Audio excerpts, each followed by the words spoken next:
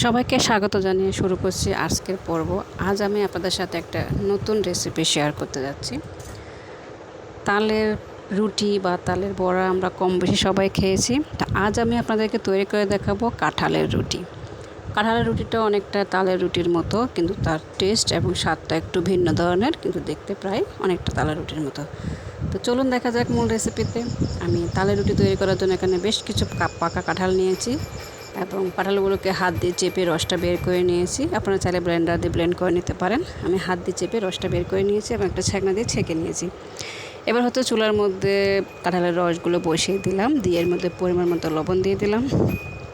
লবণ দিয়ে এটাকে নেড়ে চেড়ে তার মধ্যে পরিমাণ মতো চিনি দিয়ে দিয়েছি। চিনিটা হচ্ছে কাঁঠালের উপর নির্ভর করবে, কাঁঠালটা মিষ্টি কেমন মিষ্টি তার উপরে। তো এবার হচ্ছে আমি এর মধ্যে দিয়ে দিলাম পরিমাণ মতো চিনি দিয়ে এটাকে কিছুক্ষণ ভালো করে নেড়ে চেড়ে নেব। তারপরে এখানে আরেকটু চিনি দিয়ে দিলাম। চিনির পরিমাণটা আমার কাছে একটু কম মনে হলো, তাই আমি আরেকটু চিনি অ্যাড করে দিয়েছি।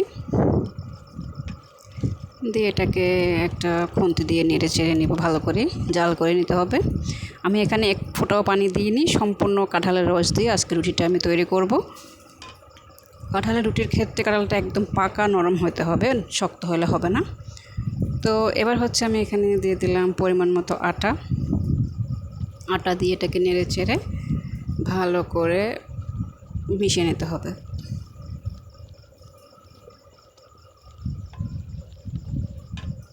কাঁঠালটা পাকা এবং নরম হলে রসটা ইজিলি বের হয়, শক্ত হলে এটা হবে না। আমার কাছে কাঁঠালটা অতিরিক্ত পেকে গিয়েছিল, আমার ঘরে কেউ খাচ্ছিল না, যার কারণে আমি ভাবলাম এটা দিয়ে একটু রুটি তৈরি করে ফেলি। তো এবার হচ্ছে আরেকটু আটা দিয়ে এটাকে ভালো করে নেড়ে চেড়ে এটাকে জাল করে নেব। নিয়ে তারপরে হচ্ছে এটাকে ভালো করে মিশিয়ে নিব।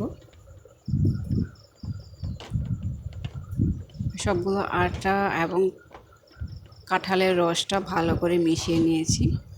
মেশানোর পরে এটাকে আমি নামিয়ে একটা ভালো করে মথে নেব। মথে এটাকে একটা ডো তৈরি করে নেব। এবার হচ্ছে আমি এটাকে একটা থালাতে ঢেলে নিয়েছি। নিয়ে হাতে একটু পানি মিশিয়ে নিলাম, যাতে অতিরিক্ত গরম হাতে যাতে ছ্যাঁকা না লাগে। এবার হচ্ছে এটাকে ভালো করে মথে নিতে হবে। মথে নিয়ে এটাকে একটা ডো তৈরি করে নেব। ডো তৈরি করে নেওয়ার পরে এর মধ্যে আমি ছোটো ছোটো ছোটো করে বেশ কিছু লিচি তৈরি করে নেব। লিচি তৈরি করে তারপর আমি রুটিটা বানাবো।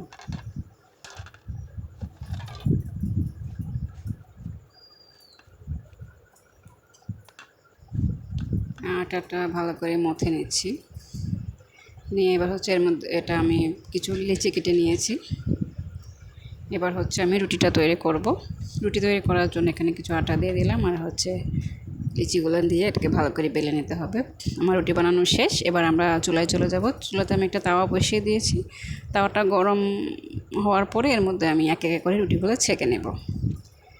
তাওয়াটা গরম হয়ে গেছে, এর মধ্যে আমি একটা রুটি দিয়ে দিলাম। রুটি দিয়ে এটাকে এপাশ ওপাশ ভালো করে গরম করে ছেঁকে নিতে হবে। এই রুটিটা খেতে অনেক টেস্ট হয়। আশা করে এমন করে আপনারাও বাড়িতে বানিয়ে দেখবেন, আপনাদেরও ভালো লাগবে।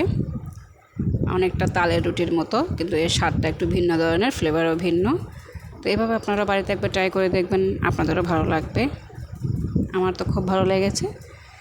তো আপনারা যদি আমার ভিডিওটা আপনাদের ভালো লেগে থাকে, আমার রেসিপিটা যদি ভালো লেগে থাকে, আমার পেজটি ফলো করবেন, ইউটিউব চ্যানেলটা সাবস্ক্রাইব করে দেবেন, লাইক কমেন্ট শেয়ার করবেন, পাশে থাকা বেল আইকনটি বাজিয়ে দেবেন এবং নতুন নতুন রেসিপি পেতে আমার চ্যানেলটা সাবস্ক্রাইব করবেন এবং পেজটা ফলো করে দেবেন। আমার রুটিটা কমপ্লিট হয়ে গেছে। এবার হচ্ছে আমি এগুলোকে উল্টে পাল্টিয়ে এটাকে ভালো করে ভেজে নিতে হবে।